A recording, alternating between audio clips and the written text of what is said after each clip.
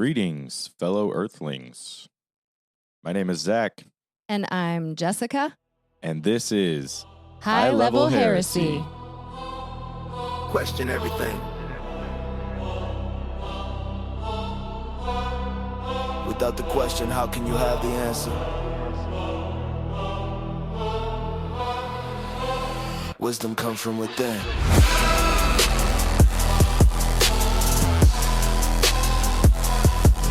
This is High Level Heresy.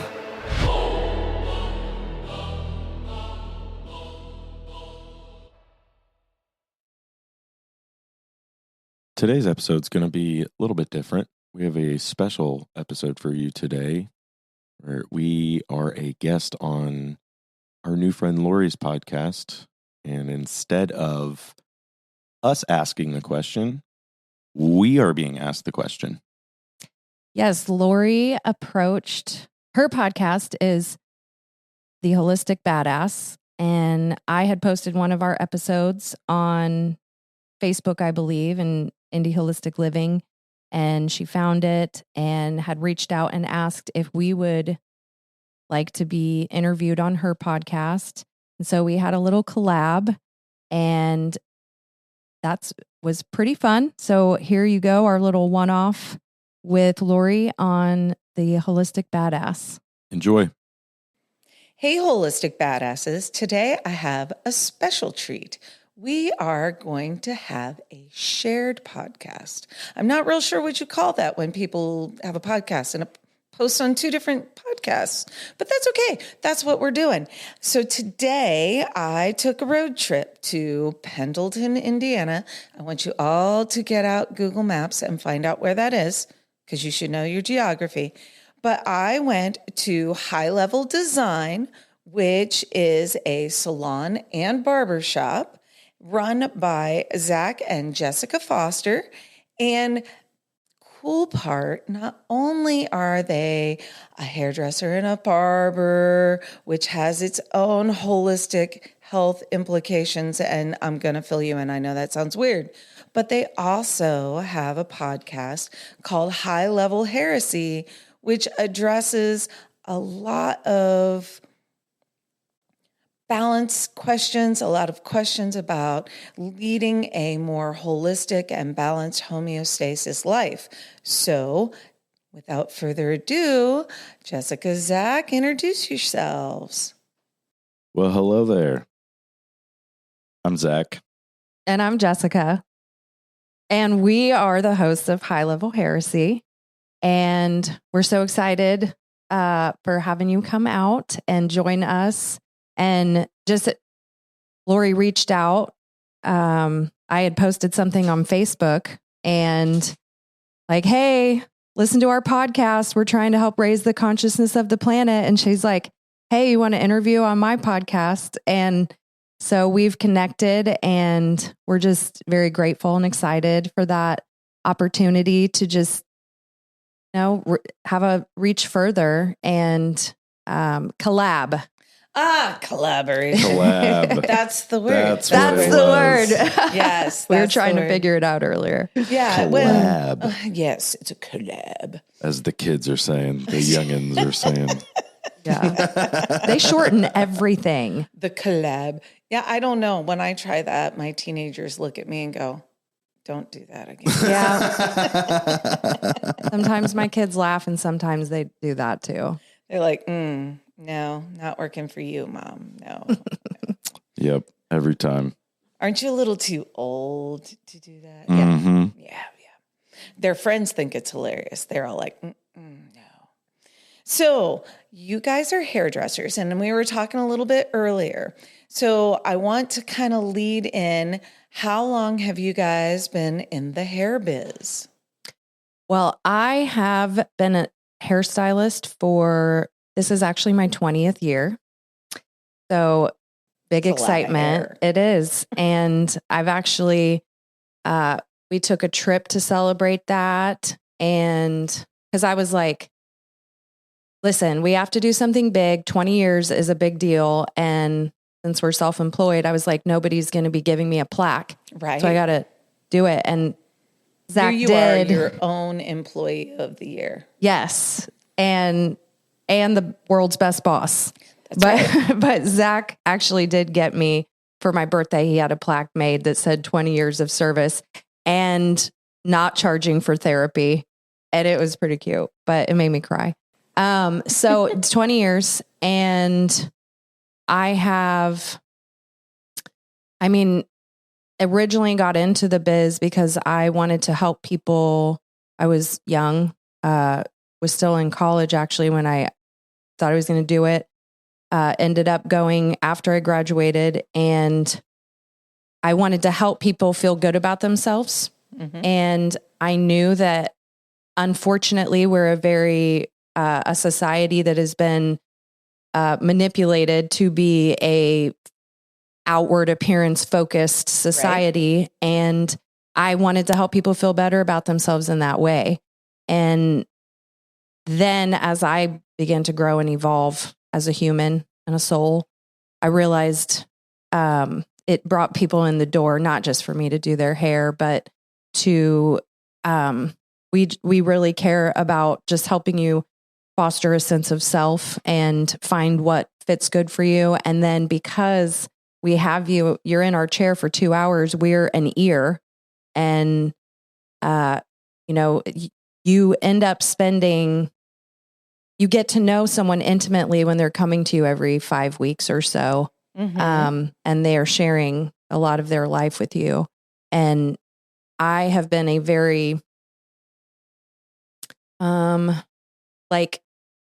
want to continue to evolve in this life and climb higher and help other people recognize the spark in themselves, the spark that we all carry.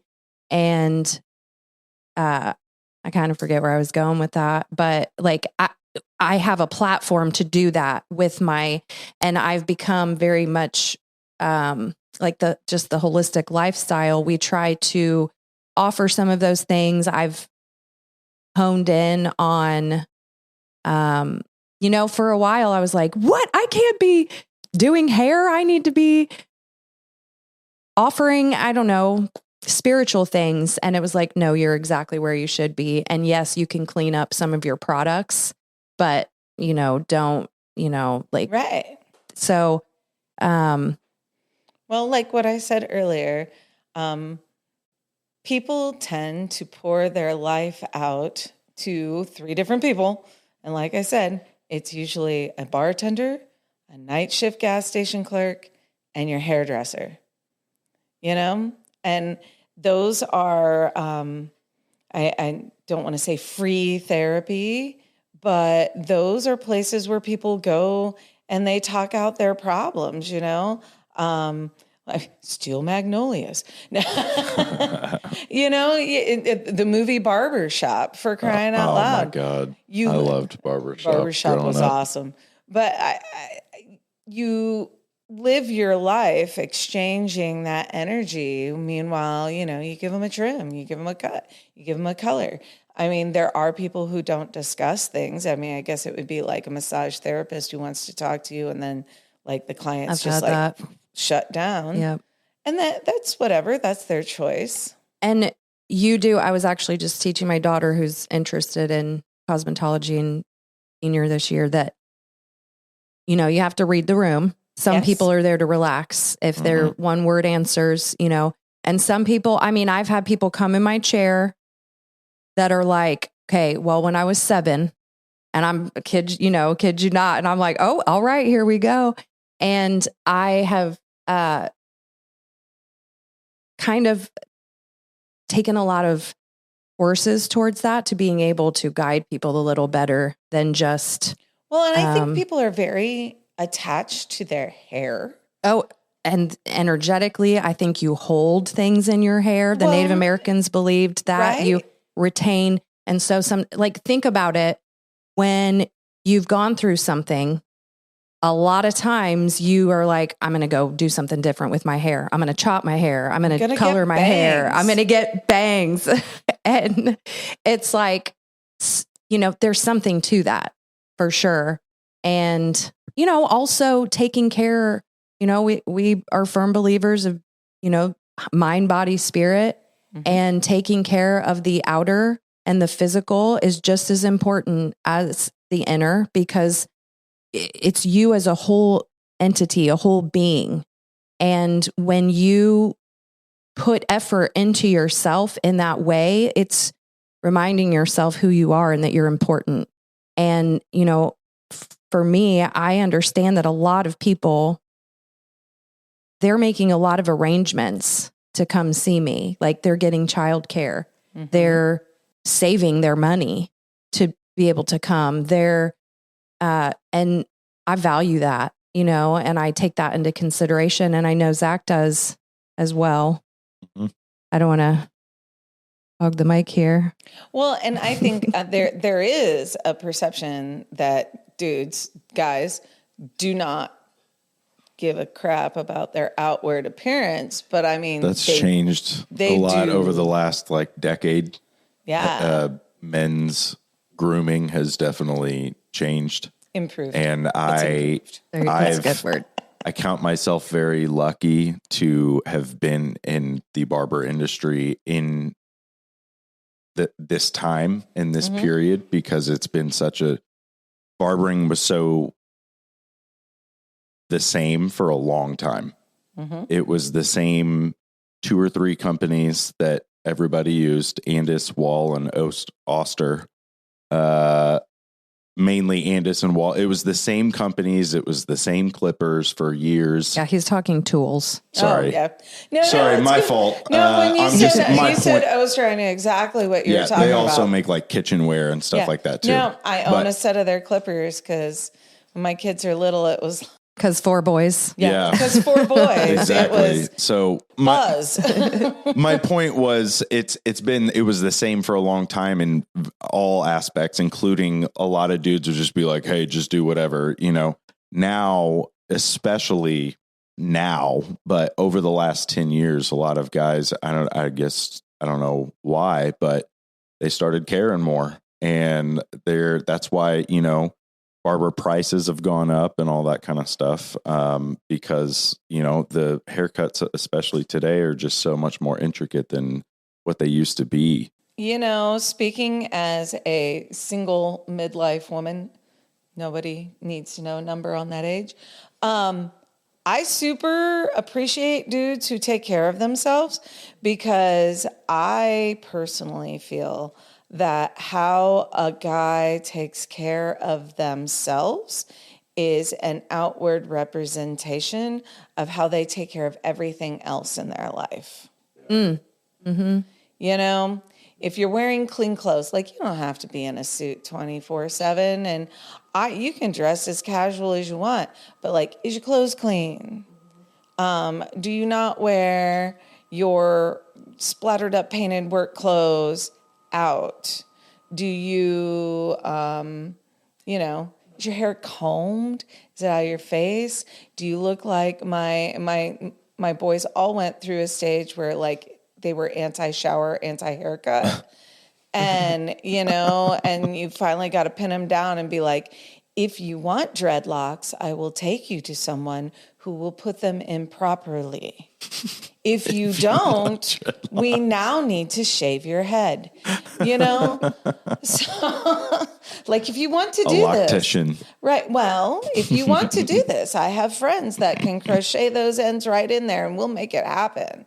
But if you don't want it, we now need to combat the fact that you haven't bathed properly or combed your hair in 3 months, So, I mean, and then we go through the whole, you have to take care of yourself. No one else is responsible for you but you, and you need to do this. And so it's an ordeal with boys. That's all I got. It's an ordeal. Yep. Girls kind of have that, but it's fleeting. Right. Very fleeting. With boys, it tries to stay. Oh, yeah. Yep, I get that. Yeah, girls realize real fast if they stink, people scatter. Boys, they're like, good, they can all go away. Yeah. So when you guys have your clients come in, Do you guys see the fact that they're like just kind of pouring out their souls? Like it's a little talk therapy for them. Absolutely. Yeah. I mean, Do the men do it too? I would venture to say it's probably a little less than what she gets, because with it being men, they don't all do that. Oh yeah, men don't have feelings. That's right. Right. It's exactly. But I definitely have plenty of dudes that definitely that go in on that stuff. go in. Sure. I mean, I definitely have deep converse. I have good. That's not to say that I don't have good conversation with a lot of my guys. My clients know that this is like basically nothing is off limits in this chair. Mm-hmm. That this is like a judgment-free zone. A. B, there's not really anything that's off limits. Like, we're taught in school, and no matter what school you go to, that, religion, politics, stuff like that, like, don't bring that kind of thing up. It's divisive. You don't want to bring that up with somebody in your chair. That's like all the stuff we talk about is not just religion and politics, but I mean, like any kind of topic is not. I definitely talk limits. about religion.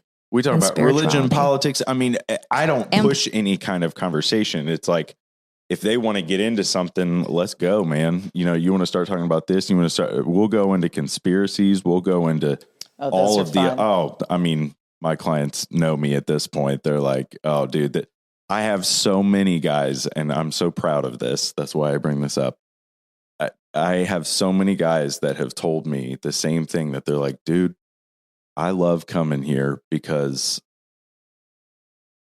this is one of the, if not the only place that I can talk about certain things.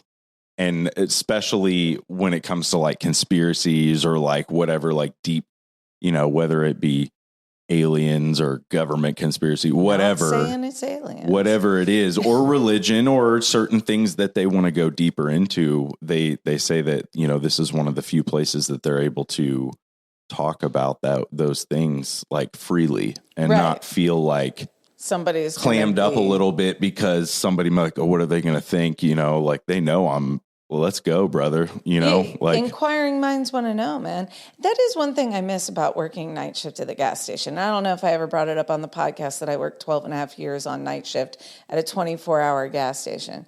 But I used to listen to Coast to Coast AM. Oh, yes. Art Bell. Art Bell, and George Norrie. And there was another George, I can't remember his name, that came later. There was I was freaked out, man. You like go out to take out the trash and you're looking both ways. Oh, yeah, Run man. like hell before the chupacabra gets you. The chupacabra, yes. Cabra. But I mean, I do miss that because maybe some of it was just entertainment, but there were a lot of episodes that really got you thinking. And I personally was, so I'm Catholic and I was raised Catholic, but my mother did astrology and was like learning how to map horoscopes. So we would go to church on Sunday, come home and read sun signs by was it Laura Goodman? It was Goodman. I can't remember her first name. But, and my mom was really big on everything in the universe affects you and you affect everything in the universe. You cannot throw a pebble into the lake without the ripples going out. She was really big on that. So then I'm listening to this stuff and I'm all like, wide-eyed freaking the hell out. But I did have a lot of fun with some people because I would look at them and be like, dude, it's the reptilian, it's the Anunnaki. Oh, there we Because go. the Anunnaki have interbred with the reptilians and they're all under the influence of the Greys, and the Greys are going to kill us all off. And then like, you're speaking my language. All those people players. would just look at me and like someone would be like, all right, stop, you're making fun of me. And then there were the ones that were like, you think? Like, dude, I am totally making that shit up. Please don't. Please, like, no, that was a line of bullshit. Please don't. Shh, don't do that. But in every conspiracy theory, there is at least a grain of truth. Yeah. Absolutely. Mm-hmm. Yep. Yeah. And we like to say the only difference between a conspiracy theory and the truth is about 30 days. Yes. So the first thing that I noticed when I walked into your shop is it's like being immersed in nature's spa. It's kind of awesome. Why don't you tell me how you guys made this little Shangri-La happen? Well, and thank you, by the way, because I wanted to give it, like, you're coming in and you're going to get your hair done in a magical forest. Is kind of the vibe I was hoping for. So this shop transpired. Our original shop, where we started High Level Design Salon and Barbershop, was 2017. Summer of 2017. And I was in a shop, in a studio that had several other people that had their own studios. Zach was working at a commission barbershop, and he was about to come over to where I was and get his own studio. And then that Easter morning, got a text that said our building was on fire and that it was bad.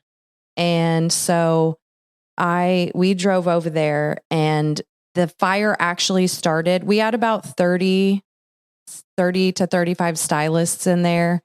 And the fire happened between my studio and another girl's studio, like in the wall. And so our stuff got I had just a few like decor items that lasted. And this, like, you know, those good fortune kitties that wave, they're like gold. The little guy on the shelf over there. One of those, but not that one. And I had it survived. And I saw it and I'm like, I need to go get my cat. And that, cause I pull up and like the whole building's like, my room's exposed. Oh, wow. And so fast forward, a little bit, I went back. I was like, I don't care. I'm getting my good fortune kitty, because if that survived, you know, it was my omen that I could too. Mm-hmm. And because I didn't have a place to work anymore. And I was like, I've got clients coming up. Like, what am I going to do? So I'm sitting I go to the deal, the spot, the old salon, and I'm sitting, it's all like taped off and it says like, do not enter.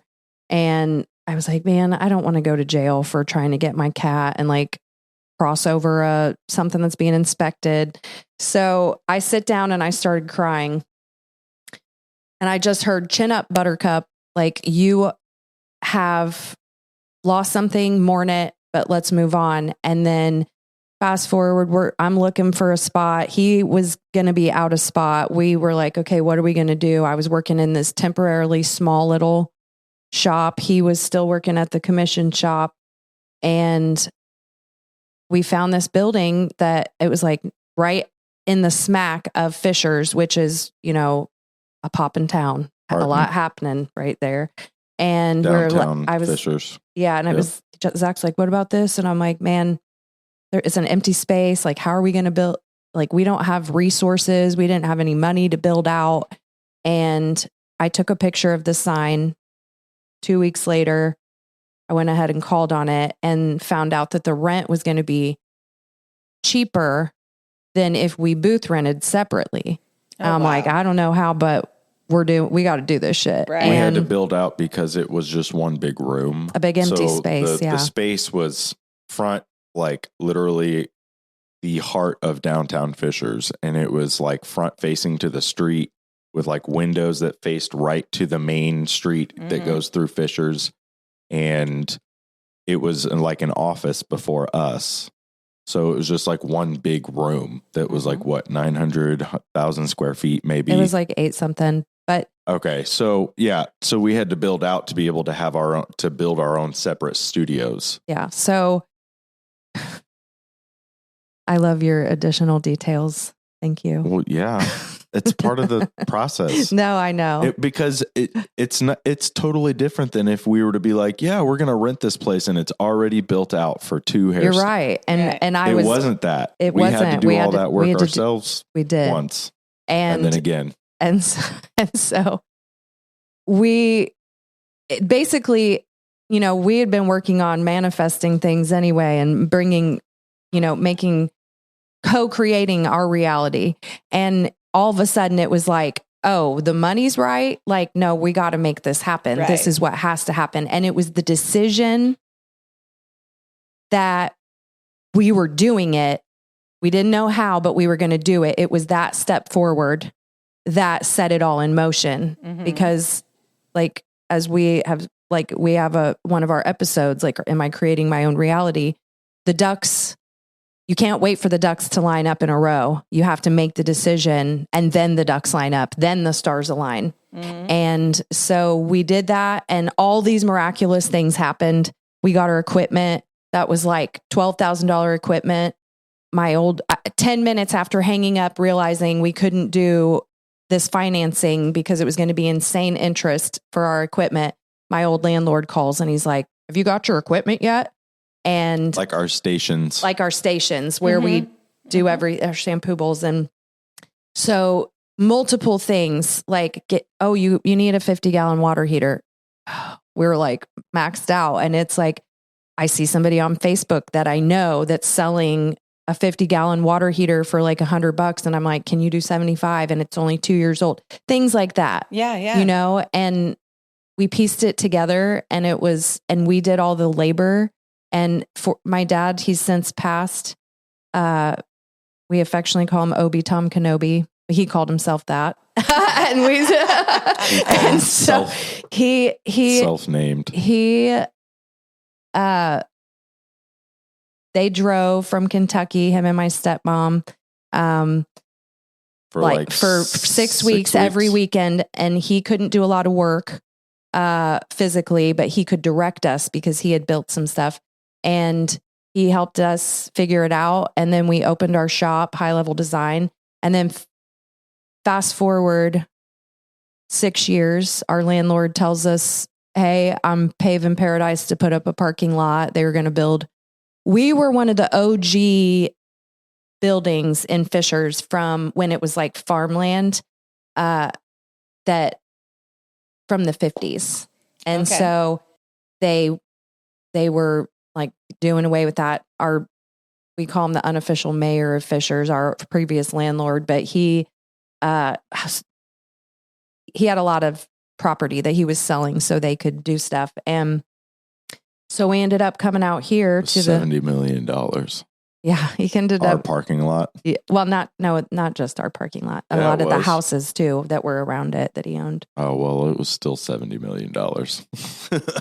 So well, I mean I was like, do we get a parting gift, like a relocation? We were like, crossed, he would give all of his mill. tenants like just a little bit. Here you go. See you Give later. me a mill just for all the time, the good times. Yeah, that didn't happen. So no, we couldn't even get our sign hanger from him. Oh my God. But no, it ended up working out because we got Windy City out here in the cornfield. And if our sign would have been on that sign hanger, it would have probably blown away.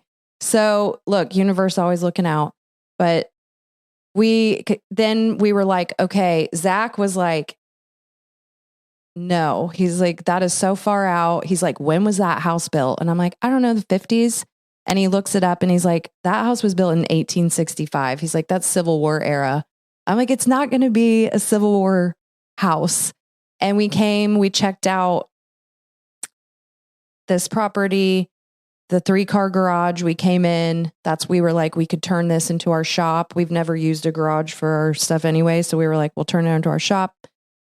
We come in here, it's pretty empty. And we see a barber sign hanging, and turns out the grandpa that lived here, he had been a barber not far away for almost 60 years. And that was sign 1. I'm like, is everybody else seeing this? Like, and then we just had a few other miraculous things happen, like having to bring 10 grand more to actually, 1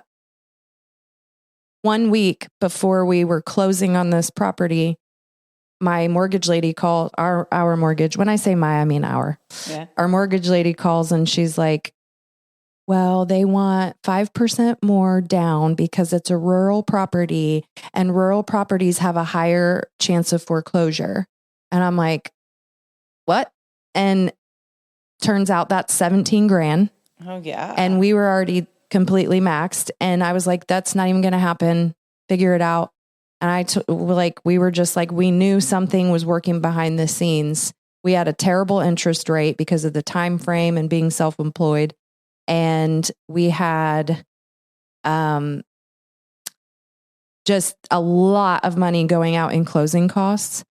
And when she called us back, she was like, okay, if you can just bring 10 grand to the table, we're going to drop the interest a percentage point, saving $200 a month in interest alone.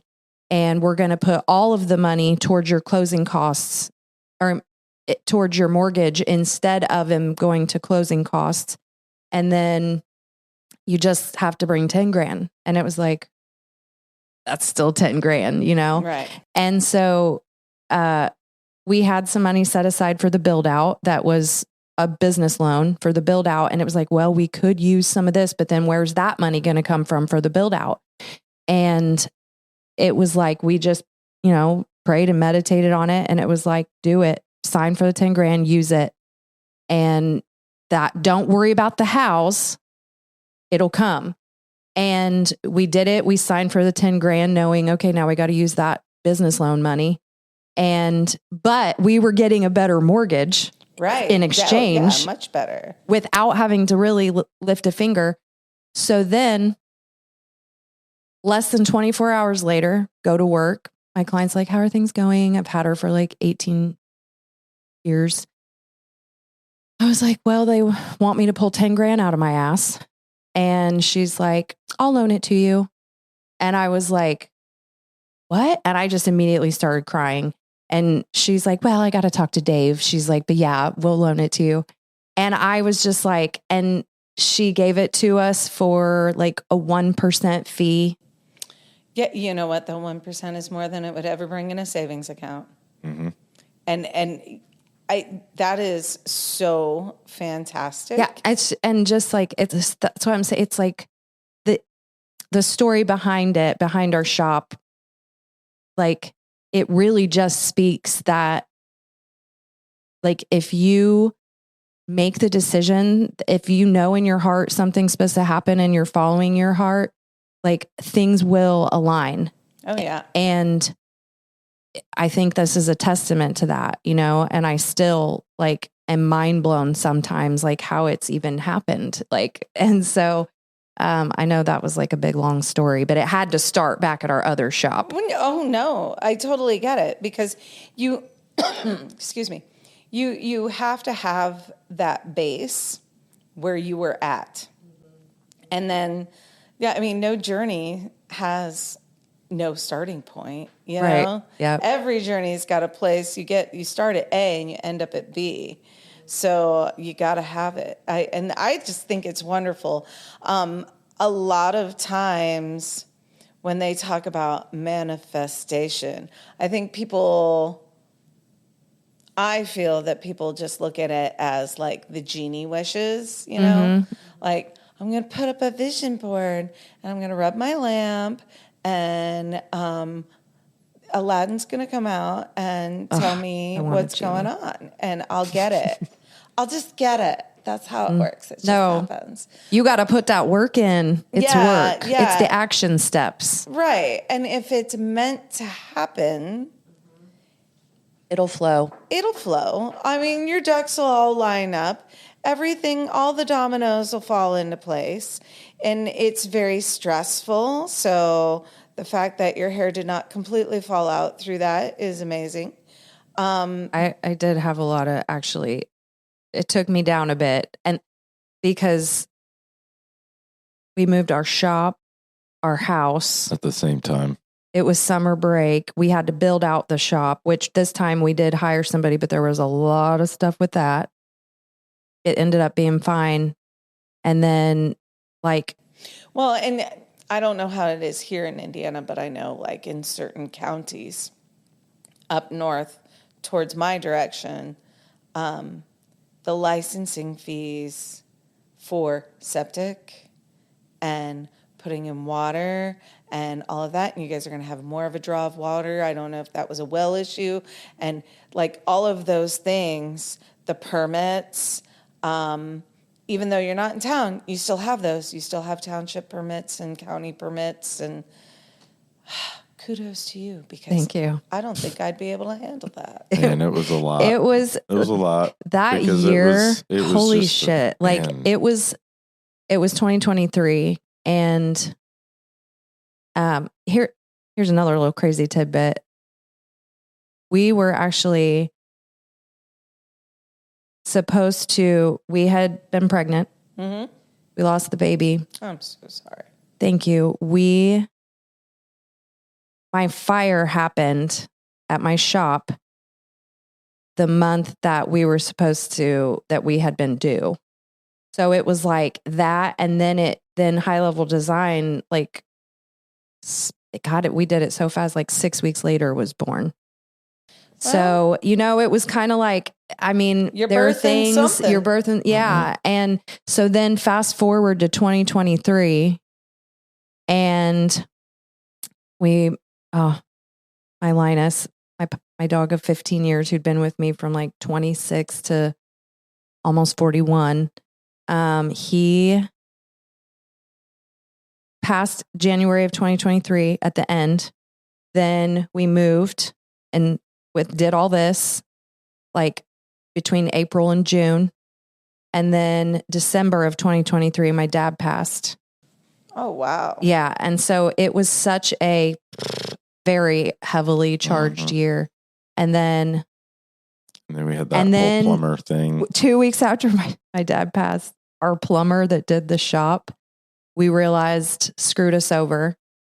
And that's a whole story we won't get into. But long story short, we had to sue him. And in small claims, I never thought we would ever that I would ever be in any kind of court situation.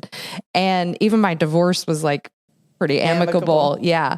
So I was like, it was like an experience all in itself. So yeah, dude, there was so much. We're kind of just now like almost August will be 3 years that we've been open here. Mm-hmm. We realized that High Level Design will have been open 10 years. A little high five. Next year in 2027. So, yeah. So, and it's just been a wild journey so far, and people are our game for multiple reasons. Not our game. We're not playing games, but you know what I mean? Like it's our thing. Yeah. 5 stars for 9 years running. That is true. On all platforms. And you guys are like out here. Oh yeah. And I don't know, like most of the people who listen to my podcast are local to me. So they like get the population issues. So for the people who are not local, and maybe you're in a city, I don't think that they understand the population densities. So most of Indiana is wide open.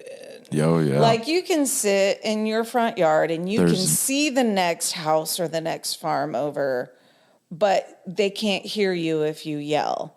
And then like as you get closer to a bigger town or a city, the population density gets thicker.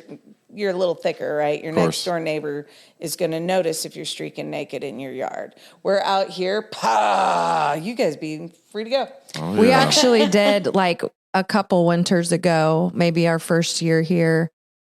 I was like, we could run out there naked and nobody would even know it.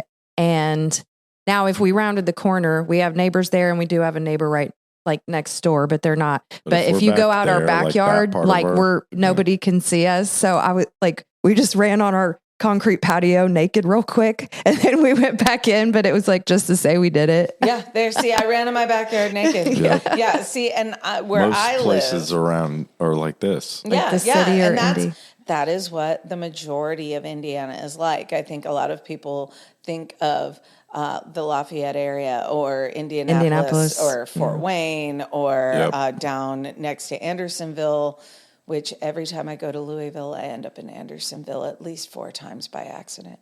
And Zach and I we're both from Indianapolis. Like the heart. So to give people, we're suburb city folk. To give people moved an out idea, to the rural. We moved from Fishers, which is a town of our job, our work. Yeah, our work. We didn't live which is in a town Fishers. of 100,000 people now at this point. Also, number 2 place in the country to live and work. Yes, it is. Carmel's number 1. It's the first time ever that they've had 2 cities in the same. It's Carmel. No, it's Carmel if you're in California. It's Carmel if you're Indiana. Oh, Carmel by the sea. Oh, in California, Clint Eastwood. You know. Oh. You know, there are so many places that I am in Indiana, and I'm going like Corydon. Oh yeah, Is it? I was like, so is it Corydon or Corydon? And they looked at me and they were like, no, it's just Corydon. Like, where'd the Y go? Yeah, the Y is non-existent in that. So, like, Cordon's down south, pronunciation. but then New Cordon is up north. Yeah. And I'm so confused. Cornfused. Yes. So, yeah, we went from a city of 100,000 people to a city of roughly 5,000 people. Yeah. it's like 4,500. Yeah. But it's a growing. suburb. It's growing. It's and 20 we're minutes away from where we were. 22 minutes away from where we were. And the rule of business is you don't move 5 miles from where your old business was. And we were like, well, we don't want to do that because we didn't want to live in Fishers. Mm-hmm. And then, It's just pretty crowded. yeah. And then, So then it was scary. It was scary. I was like, who do we think we are asking our clients to drive to the cornfield to get their hair done? My thing is, okay, well, I'm going to move. Are they going to come with me? It was scary. And that's it. Like Zach did lose I don't know, what would you say, half? It wasn't quite half. Okay. 40% of his clients. It was a decent chunk, but it wasn't half. And it wasn't because he wasn't worth the drive. It was because they were clients that were lunchtime, working in Fishers, lunchtime people. That was when you could tell specifically that was.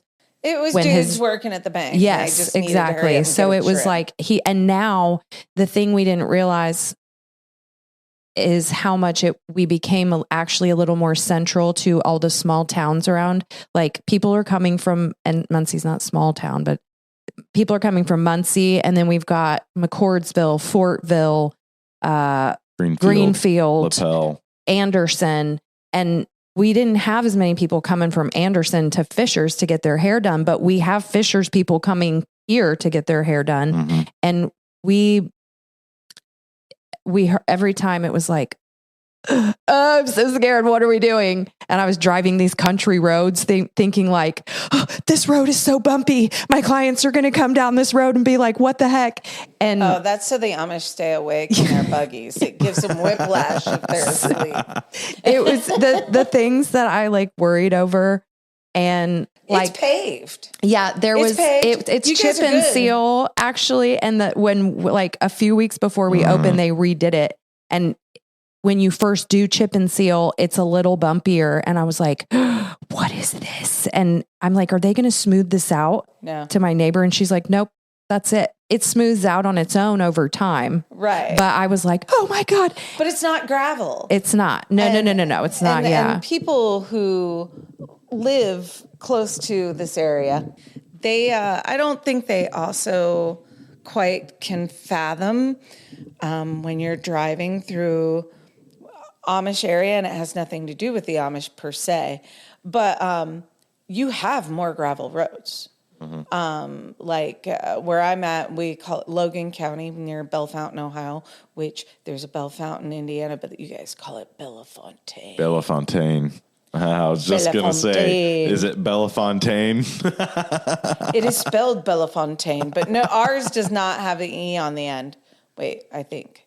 One has an E, the other one doesn't. I don't know. But anyways, but when you're in that area, there's gravel roads. There's Amish. Up around Jay County and Adams County, which is Portland and Bern area, and towards Decatur, more Amish. Don't turn off the pavement. Yeah. Your car will be FUBAR. But hey, the fact you guys are on paved roads, chip and seal is fantastic compared to loose gravel. I know, Especially but girl, after I was county coming dumps. from like Noblesville, like living in Noblesville. Not even me. It's my clients that I was worried Right? about. And they're like, I had a few clients that were like stressed because if you take exit 219, you've got a lot of country road turns. If you take exit 222, you've got 2 left turns. When I finally told people that, or not finally, when we recognized and like, we're like, okay, do this. They were like, that was better even for like my psyche. And I'm like, I know. So there, and every time I was like stressed about it. Hearing banjos in the background. I've had people say, I was wondering if I was like coming out here to be murdered. And I'm I've like, had okay. multiple clients say the same thing. Yeah. And because there's a lot of cornfields, but I just kept hearing, if you build it, they will come. And it's true. And then like, it's the illusion of seclusion because 6 minutes is like Downtown exit Pendleton. 222. Oh, exit and then, 222, which is the then nearest 6 highway minutes exit. is downtown Pendleton. And then 12 minutes is Anderson. Like, And Fishers is only like, really busy. 22 minutes away, depending so on we're traffic. It's like a good I've been to locale. Anderson multiple times. Anderson is probably what? I don't know. How many people that's definitely bigger than I'm not even going to guess. Yeah, Anderson's like 80,000 people, maybe something like that. Pendleton's 70,000. about the size of the town that I live in. Yeah. About 4,000-ish people, give or take a little. I love it. And By the way, I just want to say that coming from somebody who has always lived in a city, a larger city, I've never lived in a smaller city. I've always like where everybody knows you. And even if they don't know your name, you're that one guy. Yeah. And then the natives are like, I'm a native. Yeah. I mean, coming from always living in, whether it be Indianapolis, where we're from, east side of Indianapolis, but Indianapolis in general. I lived in Orlando briefly when I was younger.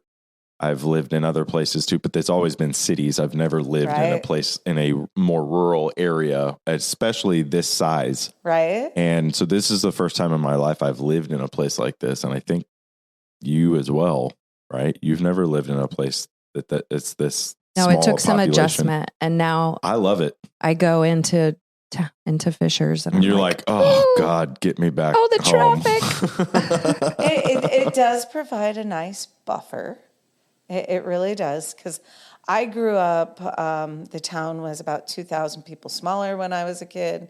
And I grew up 5 miles outside in a little farming community. And like in the summers, I didn't see anybody. I didn't see any friends. So you learned how to ride that bike real fast so that you could be around civilization. But yeah, no, this is, and like I said, it is like a little piece of green heaven. In the middle of a cornfield. In the middle of a cornfield. I'm not going to lie. I was driving and I'm looking at mailboxes, checking the addresses, going, what the hell am I doing? should have mentioned like, hey, we're kind of in the middle of. No, it's good. But me and GPS, yes, we can go anywhere. I know. Are you ready for a little magic in your day? At High Level Design Salon and Barbershop, they turn the mundane into magic. Whether you desire a custom color or highly detailed fade, Zach and Jessica can help you foster your sense of self. For booking inquiries, simply visit www.highlevel444.com. Their reviews speak for themselves. May the road rise up to meet you. May the wind be always at your back. Cheers. So, along with the hair salon, or, well, I guess, yeah, salon and barbershop, you guys have recently started your podcast, High Level Heresy. I get a huge kick out of the fact that you've used hair, SC. And I'm digging your logo, which I also noticed is tattooed on your arm. She has it too. Oh, yeah? Mine's smaller right there. Hers yeah. smaller. Yep. Oh, no, that's awesome. So now you guys are going to have to go look up the logo, which I think is on you guys' podcast. It's a little pair of scissors. Jay-Z. Yeah. You got the first initials, have a little ohm up at the top, a little star at the bottom. Yeah. No, that's awesome. Thank you. So you guys also started a podcast, and like the tagline that you guys have is question everything. Without the question, how can you have the answer? Which, like, Right? so religion comes up a lot, and because I'm Catholic, I get a lot of people who think that I'm crazy because I'm still Catholic. But my thing is, it is by questioning that you come to a better understanding. And when you apply it that way, it is by questioning your faith, you come to a better, deeper understanding and knowing of it, which is the line I used when we went for confirmation. So when you're Catholic, you have to go be confirmed. That says that, like, it's the little church's stamp on your right butt cheek that says, yeah, you're an adult and you can comprehend and function in an adult manner. I don't know why they do that to you when you're 16. It's a lot, man. I didn't comprehend squat. But I do remember using that line specifically because the priest I had spoken to had a lot of questions about my ideas. And I was like, you know what? If you don't question it, you don't understand it. And you have to question. So how did you guys come about doing a podcast with everything you're already doing? Well, okay. So we just with clients and talking with clients all the time, we both, Zach and I, have had clients say, oh, this should have been a podcast episode, with like the conversations we were having, because as we mentioned earlier, we like to go a little deeper, and we have done a lot of self work, and our spiritual journey, like the growing of that, led us to a lot of research separately and together, a lot of, just diving into all different manner of things. And we've applied a lot of those things to our life, which then in turn have produced, like if you look at where we started, place that we were getting broken into twice in 6 months. Oh, wow. To now. Mm-hmm. I don't think anybody's going to break in here, man. Right. Like, and I've got angels posted up at every corner of this property. So go ahead and try. No, but, so we, one day, I think it was after the Danny Morrell conference, Mm-hmm. we went to this like healing weekend, and I realized my whole life, I'm like a teacher. I'm a teacher healer overall, like more than a hairstylist. Mm-hmm. That's the skin sack title that I wear. But Meat suit title. yes. And so I had been feeling kind of like nobody gives a shit about what I have to say. Everybody's saying the same, like we're not saying anything different than other people out there. There's a lot of people saying the same thing, and then we did this conference, and the things he was saying was like the things he was giving people to build up and to heal were things that like we know and we've used and we've done, and we still had our own healing. I'm not like we had some stuff to go deep in on. Oh, but everybody has to heal. Yes. Everybody's got baggage. Nobody's perfect. No. And every time you think you've gotten to a certain level or spot, it's like, oh, there's the next one. And it's just a constant evolution. Not that you can't celebrate who you are right now in this very moment and all the work you've done. But so we had realized, it just hit me, this massive group of people wanted to heal. They wanted to know more. They wanted the tools to move forward and to be who we really are, which is not supposed to be survival mode. It's supposed to be thriving. And we're conditioned and we're taught in order to keep us down and controlled that we have to survive. And then when you're in that mode, it's very hard to put any creative energies towards building your own reality. Right. And so we, just having come through a lot of shit that we had, it was like, okay, so we're at this. And I realize, okay, like maybe people do want to hear some stuff that can help them break out of a loop or a pattern or climb higher, or connect with themselves. And, well, even a lotus flower will bloom in a pool of shit. Yep, exactly. Mm-hmm. And so we came back from that, and it was like, Spirit was like, sure, people are saying the same thing, but they're not saying it the way you guys would say it and through your lens and through your life experience. And we just, again, made the decision. Want to say something? Oh, I was just going to add to that it's no different than, and there's barbers and hairstylists everywhere. Right. Exactly. But I was taught early on in my career that there's a seat for every ass. Yes. To not be worried about like who it is that's around you as far as competition goes, as other barbers, other hairstylists, whatever, because I do. And it's my point in saying that is there can be a lot of other competition out there, but it's like, it's not always about, necessarily what it is you're saying or the end product. It's also, it's the fact that it's you saying it. Right. It's the way you're putting it across, the way that you're doing it, the way that you're explaining this or doing this thing. What that person needs or what you need for that interaction. And so it was just like with our shop, it was like we made the decision to do it. We didn't know how it was going to come about. We were not experienced in podcasting. And he's like, well, we got to get equipment. Well, this is pretty darn impressive because a lot of people that listen to my podcast know, like I started my podcast recording it in my car because it was the best sound chamber that I had. I did musical stuff all through high school and stuff. I understand.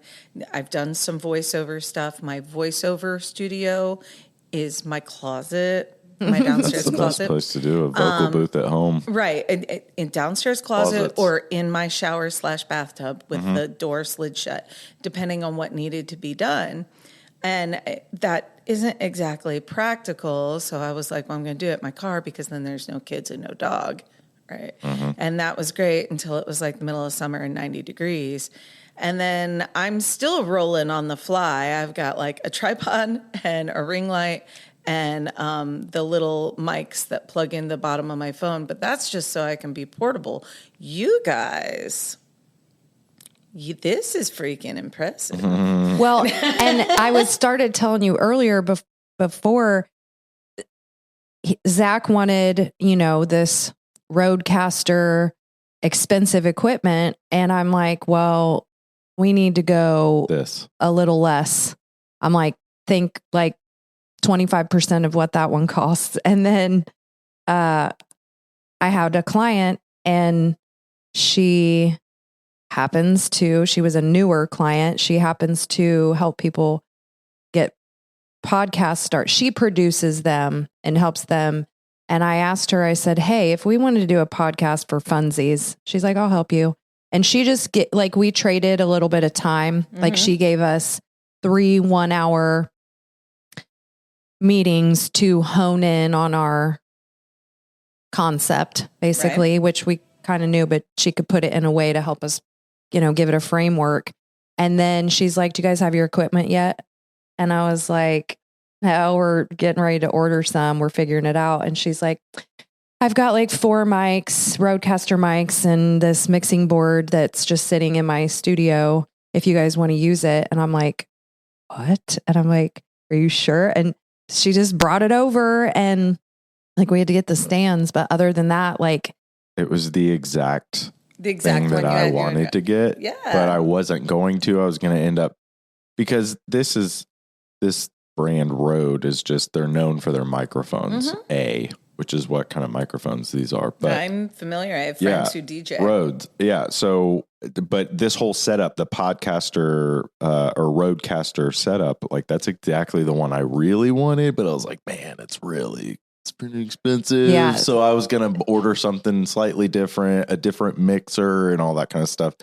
And that happened. And it was like, oh my God, this is exactly what we wanted. And the funny thing is that in the first scenario where we just made the decision and then things fell into place with our shop, I mentioned earlier that my old landlord called and was like, do you need equipment? And he happened to have 2 stations in the front of the salon that didn't get burned.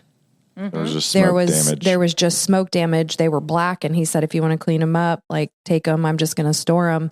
And he never ended up charging us for them. And so like both times it was like equipment. Those are like $6,000 a piece. The stations. Each station. Yeah. And so it's just it's cool. And that was another cool thing. Getting the equipment was like,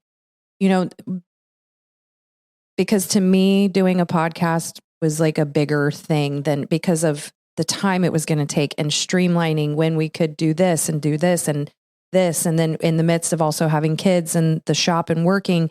But it was like, I was like, I was kind of praying. I was on a walk and I'm like, how are we going to find the time though to fit this in and do it on a regular schedule and get out of the loop? And it was like, universe was like, get out of the loop, you have to change the loop. So Zach went down to 4 days a week, working longer hours so we could take Tuesdays and record. So we actually literally we're kind of like taking a day of work and hoping to be able to squeeze that into 4 days to put towards this, because it's so important to us. Because the whole point is like every episode is a question, and that tagline, question everything without the question, how can you have the answer, is from a writing that my dad did.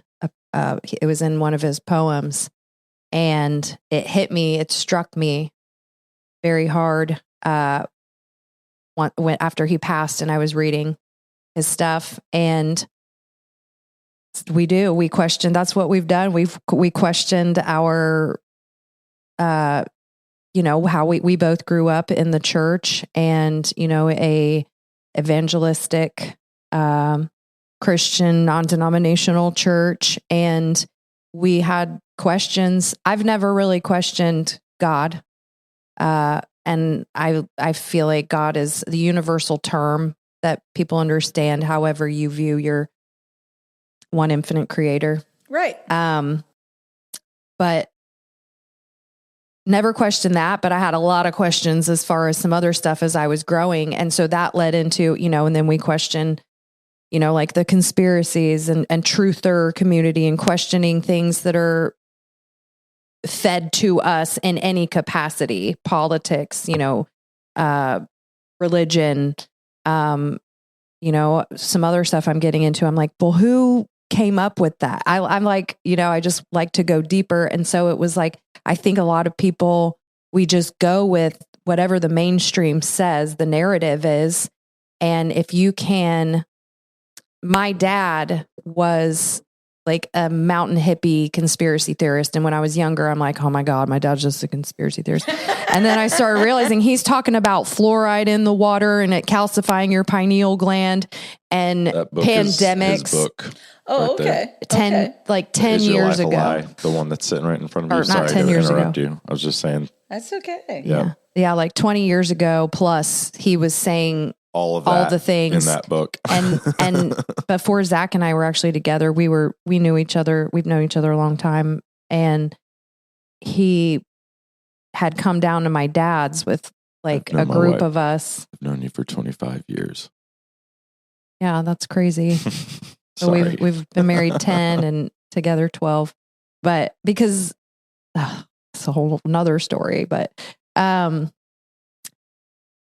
where was I before you? Your dad being a My hippie. dad. Yeah.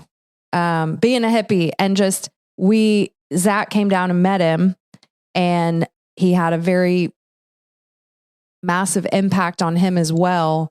And then it was just kind of like he was vital, I guess you could say. We didn't have the best relationship growing up, and my parents were divorced, and I didn't see him a lot. And as I got older and I was stepping out of religion into my spiritual being, and spirituality, he gave me a lot of resources. Yeah. And so that is where it's like he would be, I started talking about him, but he would be like amazed and awed, and at this situation. And so, each episode is a question. And like, am I creating my own reality? What is the law of attraction? Or am I what I eat? And we talk about how food affects, chronic illness and your being. And one is like, we talk about, did Michael Jackson escape? Because, we think that maybe he faked his own death. Is he pumping gas with Elvis? And, he married his daughter. So there is something there, girl. Okay, we won't get started, but we do have a podcast episode number 7. That's the Michael Jackson episode. And so some are like we have like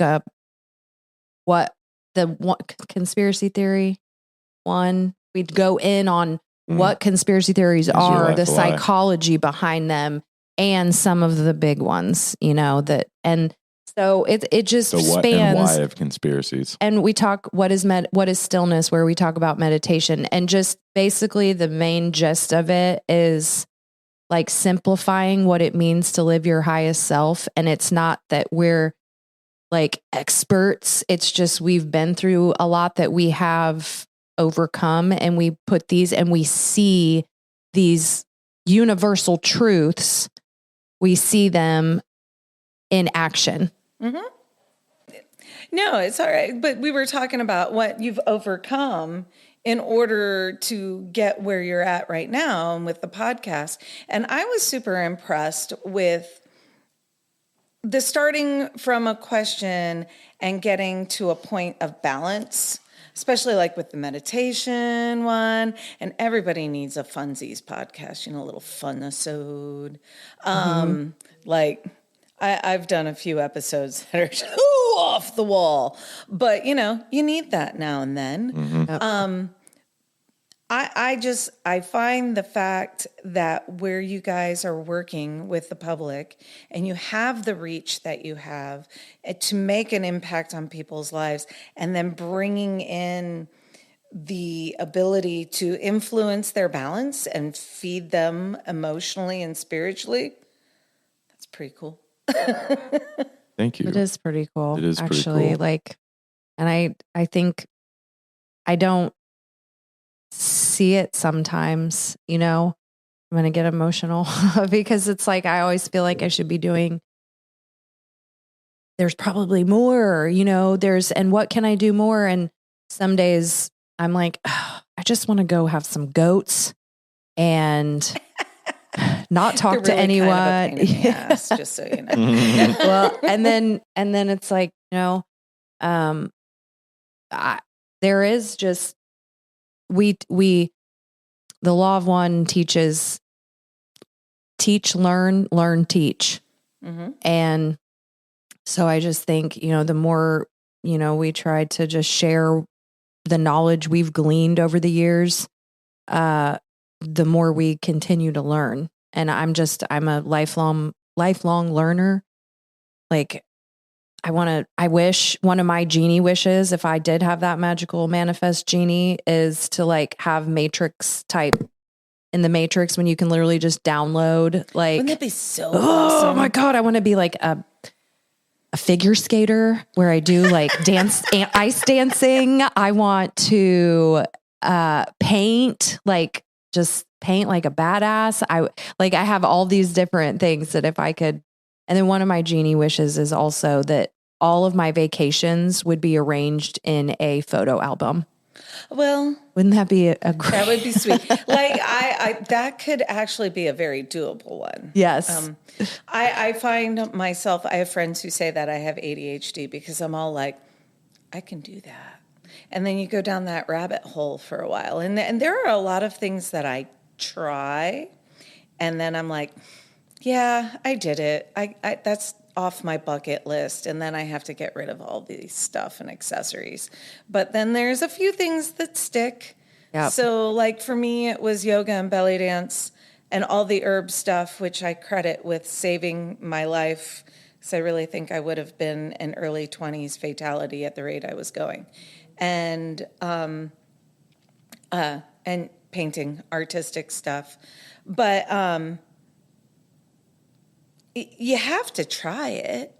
That's how I am. I've done so many certifications and like different, and I have, my friend when I was younger used to tell me I was ADD or ADHD or whatever. And I have never really like fully honed in on that or questioned. And I'm like, maybe, but I kind of feel like it's also can be a superpower because of like all the things that I've learned. And like I've got one thing that has stuck 20 years, so I can fall back on that. Right. And I also think that all the things that we learn through the years, like, I mean, they might all come back to utilizing it in one space. And I really fully believe that a lot of the things that I've pursued, have, because I do that. I'm like, oh, okay, I'm going to learn dermaplaning. Oh, I'm going to learn this. Oh, I'm going to take a natural health consultant course and I'm going to do Reiki. And I did yoga teacher training and I had a little, and I do that only once a month now. I utilize that like, but you know circle. What? It's all about being a well-rounded person. So this is where I'm going to put my plug in for university education, which is not necessarily the only way to get an education. I realize that. I'm not saying it is. However, a lot of people will argue, well, why do you need to have history if you're going to be an engineering major? Why do you have to have your psychology and sociology and blah, blah, blah? And I'm like, because when you become a more professional person, and you are in a place of authority, management, planning, you are in a position where you have to provide and understand the people under you, and you have to know what has happened in the past so you don't repeat the same bullshit mistakes, which, whatever, there's cycles. You don't repeat that in the future. And when you don't round yourself out, you end up having tunnel vision. And I personally, in my own opinion, believe that when you don't reach out and at least try those things, a little bit of dabbling here and there, it doesn't have to be your main thing, but you do a little bit of dabbling on the outside and you become a little more empathetic and understanding. So case in point, very practical. I sell the herbal bath and body stuff and the dried herbs that I grow. I sell them at farmers markets a lot. Farmers markets have a lot of handicraft people. So crocheting, I know how to crochet. I can do it if I have to. I've done it. Like I went through a spiel there where a streak where everybody I knew was getting married in my 20s. And so they all got an Afghan because it was less expensive, you know? And I had time. That's a good gift, though, man. Yeah, like I had time, not money. So I get that. And I will be at a farmer's market and I will see someone selling what they've crocheted. And I always get a kick out of it. They usually go by something like the Happy Hooker, which makes me giggle on the inside. So there will be that person at the farmer's market that picks it up and says, I can make this for less. And then they put it back down. And so I've kind of appointed myself that person at the farmer's market that says, yeah, I could too, but I know I'm not going to. That's where I've gotten. Mm-hmm. Yep. I'm like, I know how, and therefore it makes me appreciate the time and effort that they've put into it. And I kind of can assign that dollar amount, since we all value ourselves in dollars. I can assign that dollar amount to their pain and suffering. Well, their toil. Mm-hmm. I look at it as pain and suffering in creating that piece. So, like, why are you being such a stingy ass? Just buy the damn thing. Yeah. But, and I feel like if you don't have those experiences, you don't get that education, whether it is at a university with all those classes, or if it's reaching out and doing the extra workshops and all of these little satellite classes and picking them up, you have no understanding of the appreciation. Or I guess I should say no understanding nor appreciation for what that person is doing. Like you've got to get out your box once in a while. Yeah. Yeah, girl. I definitely have to. You just have to. I mean, I know some people like their box. It's a cozy little box. Yeah. But, you'll die in that box. So you need to get out of it once in a while. And amens. I had a teacher who said, get out of it, on top of it, around it, underneath it, aside of it. Just kick the damn box aside. Yes, I like that. Yes. I like that. Yeah. That's cool. So which podcast episode has been your favorite so far? I have not thought about that yet, actually. That's a good question. Well, and there's a couple that I haven't listened to after we recorded them. And, I know this is going to sound probably not. I've listened to them like while I'm driving because I wanted to hear it, from a listener perspective. There's been a couple that have made me cry that I'm like, oh, man, that moved me because it's to hear that from a different, it's like, man, look at the blessings you've had or whatever. And then the Michael Jackson episode was fun for me. That was on my birthday and we're huge Michael Jackson fans. And so that was fun. I'm trying to think because they're all like, I really liked our change up. Like, why does change feel impossible? Addiction and our learned survival wiring. We had Jane Hildebrand, who is a hypnotherapist on. Ooh. And that was a fun one. We got, because it's talking about how, willpower is not, it's often not going to cut it because we have, biological wiring that happens after you've got. And so I enjoyed that one a lot. And I liked it. It seemed to be an impactful episode. Our reincarnation episode was really fun. Were you looking them up? I'm looking at all of them right now to see, because I'm like, man, which one? I would probably say for me, probably either the episode 3, what is the Matrix and are we living in it? Mm-hmm. That one was a really good one. Bible episode. That was a fun one. But the one after that was the conspiracy episode. Is your life a lie? The what and why of conspiracies.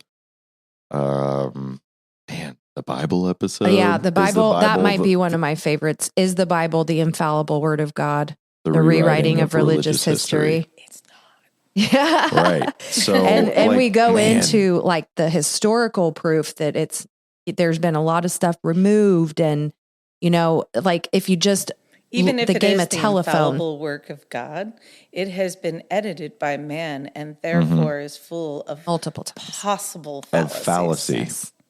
Of fallacies. Yes. Yeah. And because we actually, I actually sent that episode to a pastor, a friend of ours. Yeah. It's my parents' pastor. He's an awesome guy, and that's why we sent it to him. Not to like ruffle his feathers or anything, but he's a pastor that we very much respect. Did he confirm your historical accuracy? He disagreed with a few things, which I expected, and that's and disagreement is one thing, and that's fine. I expected that from him, and like I said, from it's my mom and my dad go to his church, and they've been going there for years, and he is a phenomenal human, as well as pastor. He's just somebody that we really respect. And so I sent him this episode and just said, hey man, we really respect your opinion and want to know your thoughts on this. If you have the time to give this a listen. And it took a few days, and he finally hit me back. 2 weeks. Was it really that long? 2 weeks. Oh my because gosh. I wanted to give him time, and I was like, and then I'm like, wait, it's been 2 weeks. Reach out. It doesn't matter. Anyways, so he hit me back finally, and then he gave me his thoughts, and he wasn't like disrespectful or hateful or anything like that. He didn't come at it from like what I feel like a lot of people in the religious community would be like, because it's something because we're not just like talking out of our asses. Like when you listen to that episode, and any episode we talk about it, anything, we put in the research and the time into anything we're talking. We're not just, we do come from a place of... It's not just opinion. Right. We put we might say, and if there's ever opinion, we will say, hey, my opinion on this is... Right. But it is real research and or life experience that we talk about. So there was a lot of research that went into this episode, and we're quoting and citing specific scriptures and specific things and actual historical facts and figures and all that kind of stuff. And he is and he's not just like a pastor, like he's an educated pastor as well. Like, so he went to like school, like he was for theology. Yes. He has a degree. Like he's not that makes a pastor, but I just mean historically, he's very aware of a lot of things like that. So anyways, he gave me his opinion, and I knew he would disagree with a little bit of it, and he did, but it was a very good feedback on that. And, it was very interesting to hear somebody, like a pastor listen to something like that. So yeah, that was one of my favorite episodes as well. I just, man, there's a lot of good ones, man. I was just looking through them. The psychedelics episode was a cool we one. talk about psychedelics. We did an episode on psychedelics. Right for me. Little microdosing. Yeah. Talk about some of the big ones, and I do not partake of that, mainly because it is not widely available. However, the more I look into things, the more I think I would super dig an ayahuasca journey. Yeah. We actually were very close to doing that for my 20-year work anniversary and our 10-year wedding anniversary.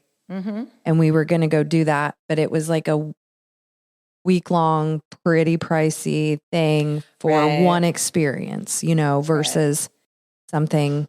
And I will say, like, so you've not done shroomies? I didn't say I didn't. Okay. Okay. Okay. I was just curious, but yeah, we go in on different psychedelics and what they do to most episodes bridge science and spirituality. Well, and where I sit as a natural health consultant, I find myself a lot of times pissed off at both communities. There's the spiritual herbal community that wants to make everything all light and fluffy and love, which wonderful. And then there's the science community that wants everything dictated. everything down on paper and it's all black and white. And somewhere in the middle, those have to melt together because it is not all science. And I went to college after I received all my herbal training, and I go to college and I'm learning how to construct a research study. And then you realize that actual research studies never prove that something is. They always prove that something is not. And that is the whole design of them, is to rule things out. And if they come back inconclusive, it means that that cannot be ruled out. But what happens is some reporter somewhere that had like 2 chemistry classes in college reads, or high school, the way it's going now, reads the summary at the beginning of a research paper. That's all they read. They don't read the methods. They don't read the numbers, the findings, and all of that stuff. And they regurgitate out only what they think is going to sell or be clickbait. And then people go crazy. Like I've had 5 people send me freaking TikToks with how tattoos cause cancer. Oh my. Okay. You know, everything causes cancer. Okay. But at the same time, I said, did you look up the studies? Right. Did you look them up? There's like 3. And one of them was a study on twins. It's correlationary. It is not causationary. And no one did any genetic testing to see if those people were genetically predisposed. And nobody looked at any other factors in their lifestyle. I was like, don't feed me this line of shit. Learn how to read a study. I've been toying with the idea of having a little online webinar with how to read studies for the layperson. Because they are a lot. They're a lot. And if you don't know what those terms mean or what the statistics mean, they can be very confusing. So I don't know. I'm still working on that one because I'm like, I could go down a rabbit hole for like months. Well, and that's what we did. Yeah. We would have whole semester-long classes where once a week everybody had to pick out a study, and they had to present it at somebody different every day. Had to present that study and pick it apart. Why does it work? Why does it not? What are the issues? How would you fix it? Yeah. So, and I realize that a lot of people don't have that. So when they say, you can make those studies say anything. Yeah, no, you can't. You cannot make them say anything. Journalists make them say anything. They're not even real journalists. Content creators make them say anything. There you go. Yeah. It's well, and that's what we try to do. We try to bring in some of that with the science-based evidence with spiritual based evidence, essentially, and that showing that eventually they intersect. They do. So how do people find your podcast? Where is it on? It's on all of the major platforms. So YouTube, Spotify, YouTube, Apple Podcasts, Google, Amazon, like all the different podcast platforms. But I think most people are probably using Spotify, Apple, and YouTube. I think are probably the 3 biggest ones. But iHeartRadio, even some of the smaller ones, it's on all the major platforms. So cool. Yeah. Pocket Cast.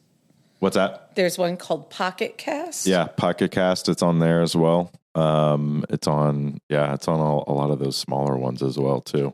And just another, okay, so you brought up High Level Heresy, and we spell it HAIR, and heresy high level design is our salon and barbershops. And so that was, why we want to do High Level Heresy, but it was because everything we do, we want to try to do high level, and we're trying to, live a highest, vibrations, higher vibe. And So heresy came from a lot of the things that that we bring up would be considered heretical in the way we grew up.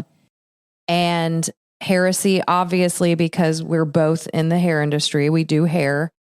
But when we were doing a little digging, we found out that the Greek root word of heresy, spelled correctly, is H-A-I-R-E-S-I-S, heresis. And it actually meant to choose your own belief. And when we found that out, we were like, oh, like, yes. Because then there was the even deeper tie. Lie. I just got a little chills. Yes. Yeah. And how it just shows like to choose your own belief, you know, like it's not one size fits all. It's not. And it's all filtered from your perceptions. Absolutely. And everyone experiences everything differently. I have people ask me all the time, why does this kid, like their parents talking about their kids, we all had this happen to us, and this one just will not snap out of it and is stuck on it forever and blah, blah, blah. Because everybody has their own lens. Everybody has their own filter. Everybody has their own perceptions. So it would only make sense that we all create our own beliefs, our own realities, you know, and to think otherwise, again, is very arrogant. Like, I don't know. I just, I've always had an aversion to people telling me, this is the way you will do it. This is the way you have to live. Especially, it's probably something deep-seated, like in some past life experience. But if a dude tells me that, you don't want that. That is a surefire hold my beer moment. Like, I will make it happen just because you told me I couldn't. Yeah. Watch me. Yeah. Yes. Yes. So, yeah, But yeah, I totally love the podcast. And when you guys had posted on Indie Holistic Living that you had a podcast and what it was called, and I'm going, they spelled that wrong. See, it's eye-catching. Yeah, that's the first thing I thought was, dude, that's spelled wrong. And then I looked it up, and I think I listened to the meditation episode, and I thought, hey, you know, I have one too, and if you guys want to like do a little something together, I'm open to it. Yeah, So, and this is our first time being asked to, you know, be on someone else's, so that was cool and fun. And just like we said earlier, collabing so that we can just have more fun with getting things out there and more people listening to both. Right. Well, and my whole purpose with the podcast kind of went back to when I first started in herbs when I was 17, of all things. And I started seeing people who did herbal stuff. I had it hammered and drilled in my head that you have to learn all the things. You have to do the Reiki, you have to learn massage, you have to do reflexology, you got to do iridology. And, you know, and it was just so much shit. And it all costs so much. And the more I thought about it, I was like, I can't possibly do all of this. Like, I don't know what wealthy benefactor is paying for all y'all's training and education, but I don't have that. And so then that means that I need a network and I need to meet people who do different things, but that still doesn't introduce people to that. So I was like, how can I introduce people to others who perform different tasks, have different services, offer different avenues, and let the people listening or the clientele based decide for themselves. You know, like, is this something that fits with your life? Do you feel drawn to this? Well, then have at it, you know? So I've had on all kinds of stuff. Yeah. And it's a beautiful motivation, you know, to show people, hey, this is out there if you need it. And that's kind of another avenue. We've had it's local businesses that have offerings that align with what we are trying to put out there. Mm-hmm. And so we've like Jane, the hypnotherapist. Oh, that's awesome.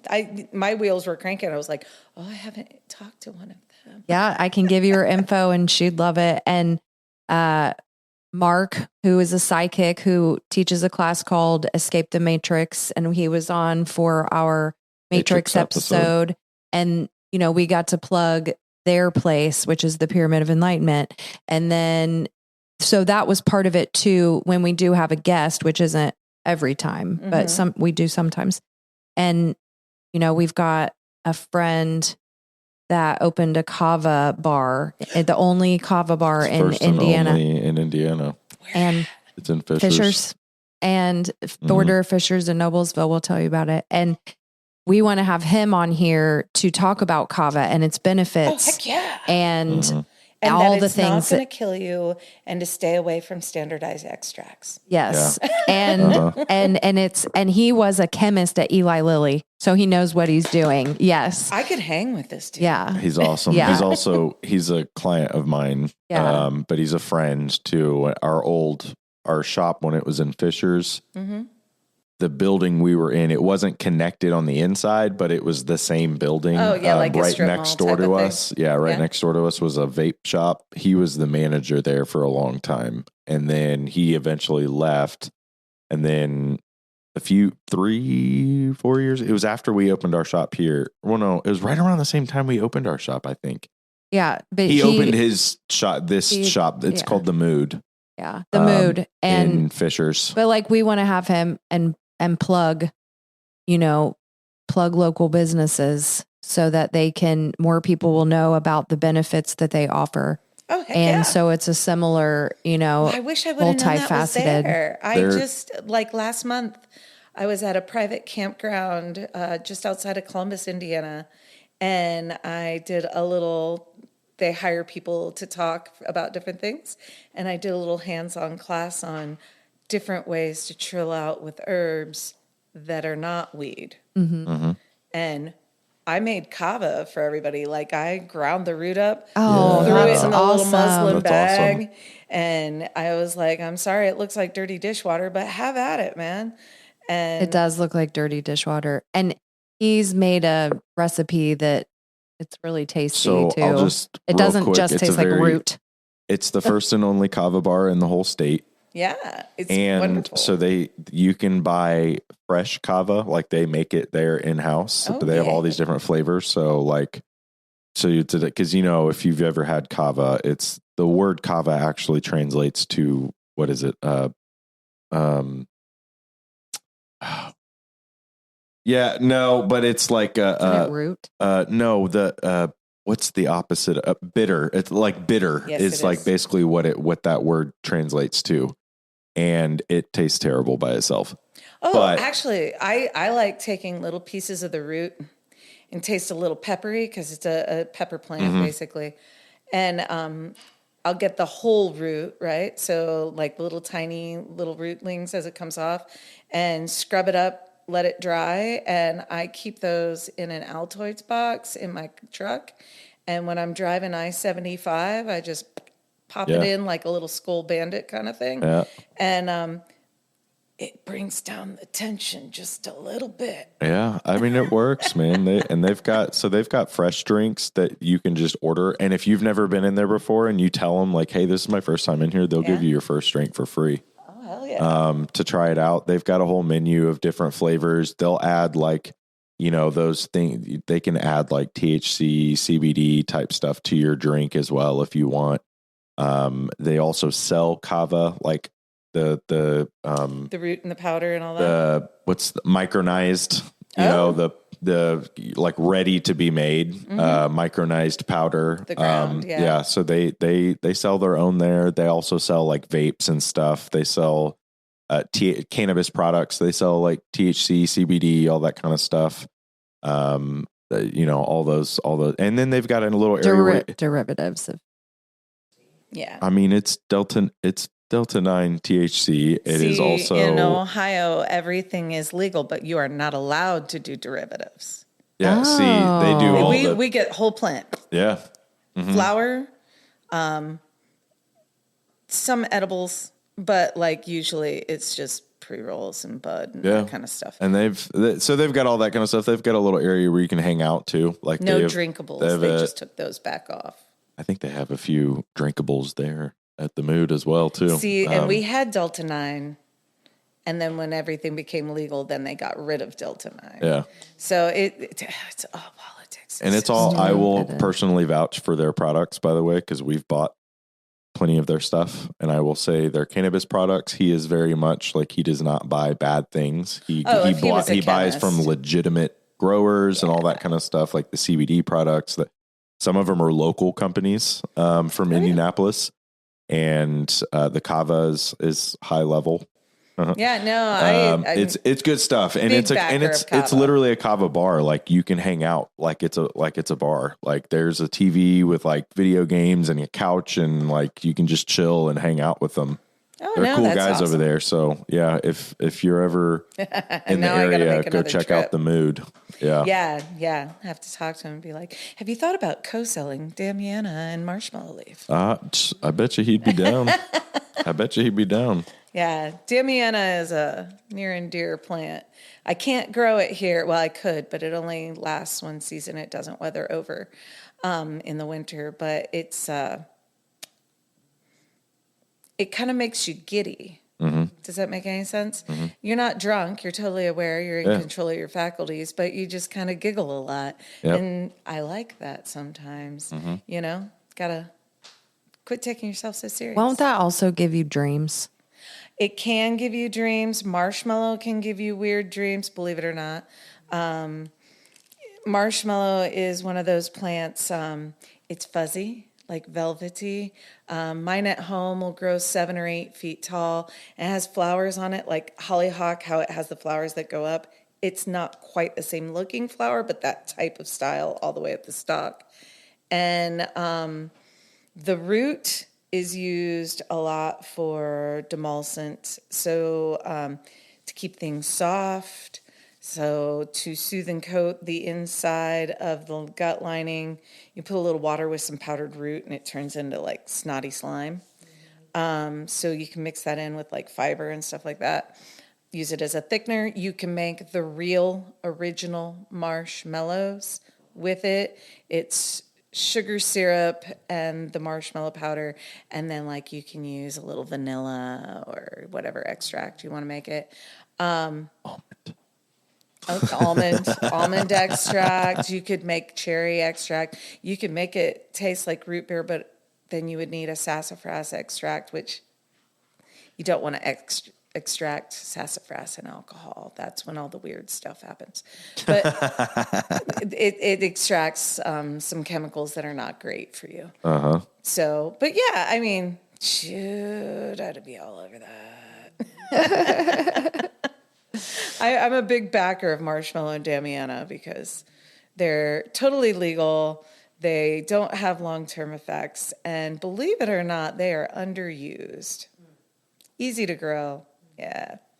That sounds awesome. You guys are kind of aligned on the same level that I am. And that's why I was like, hey, we need to do a little something. Yeah. So absolutely. Well, so they can find you on all of those platforms. And you guys have a website? Yes. Yep. highlevel444.com. Again, that is highlevel444.com. You can find all the information about High Level Design, our salon and barbershop, and how to contact us, menu, pricing, all that stuff, scheduling. But you can also find on the High Level Heresy podcast tab all the information about that, our show, resources. We have a whole section. We have the High Level recommendations tab, which is basically like anything we talk about on our show, we put on this recommendation page. And so in the shop, like things that we utilize in the shop or supplements. So product recommendations, whether it be actual tools, like maybe, a trimmer or something that I suggest to my clients as a barber, or specific hair styling products, things we actually use and or sell. Everything that we recommend are things that we've actually used and or read. We also have our book section where we suggest, it's a list of all the books that we like refer to in our episodes, the authors, works by them, or books that are like just influential on us. Her dad's book, all that kind of stuff. So yeah, all that stuff's on our website, highlevel444.com. You can contact us there if you have questions about any of that. And his book, we actually published after he passed, because he had written it and I had the pages, the manuscript, and I was like, got to do this for him. Right. So that is on there. Is Your Life a Lie? That book. What, $11 or something like that on $11.11, of course. 11 on Amazon. Come on. I was just going to ask you if the 444 in the website had a of course. thing. Yes. And of course. I'm, angel numbers, and 444 is change, and it was big, and our address is 4449, and we were originally going to do high level 333, and all this stuff happened. It was just like something with the domain. It was just too many website, things, and it got it got confusing. And so I was like, let's do high level 444 because it's I'd been seeing it a lot, and it was in our address, and now that's why we because it makes people stop and think. And then people who do start seeing like numbers and repeating patterns, which are synchronicities, and they see it in our website and they're like, oh, yeah. Well, and that's, I had to choose a business phone number, and I used an online service. So technically at the moment, all of those phone calls all go to the same phone, but I had to find, because eventually I would like to split that, just so when I'm at work, I'm at work, and when I'm at home, I'm at home. But I was like, I had to pick a number, and they want to know, what number do you want, or do you want us just to randomly assign? And I thought, I don't like random assignments, you know? Me either. So I started trying, and that's my phone number is 1717. Yep. Because I'm like, feels good, doesn't it, to have that? That sounds about right. Yeah. So this is awesome. I'm super happy you guys are all holistic badasses. Yes. Well, and that's when I saw the name and I was like, ooh, holistic badass. That's cool. I'm like, well, I like to think that I spelled holistic wrong. No, I got it. Okay. Cause I get a lot of that. Like, you spelled that wrong. I'm going, I know. And that's why I have thought the whole like heresy thing, because I like a good play on words, but I always used to be like, oh, I can't stand when they spell their sign that way and it's not the right spelling. And then it was like, here we are, like, play on words. And, right. But, so, and then I was like, but do we always have to explain it? And it's like, no. Do you need to explain yourself all the time? Do you need to explain the way that your first name is spelled? No. Right. So just shut up and spell it right. Just shut up and listen. There are times, that does happen where you just have to verbally smack them around a little bit. Now, I have had a great time, and I could probably talk to you guys for hours, but I know that we are pushing it on podcast time. Yes. So I will let you all go. And thank you so much. I had a blast. Thank you. So did we. Thank you so much. Thanks everyone out there for listening. Yeah. It's been a blast. All right. I love it. All right. We'll talk to you again sometime soon. You bet. We thank you so much for listening, and we had so much fun with Lori on during that interview and her episode. Hey, I mean, we're coming up on, let's see, how long have we had? 6 months that since we started the podcast. Mm-hmm. I mean, within 6 months, and we got asked to be on somebody else's podcast. That was pretty cool. Yeah, very fun to collaborate. And so you can find her podcast on the Wholistic Bad Ass on any major streaming platforms, just like ours, Spotify, Apple, and give it a listen. As usual, this episode has been brought to you by High Level Design Salon and Barbershop. You can find us on highlevel444.com for any questions, booking info, portfolios, if you want to check out our work. Zach, anything to say? Nope. Thank you for listening. Appreciate you guys. All right. Until next time, we leave you in the love and the light of the one infinite Creator. May the force be with you. And also with you.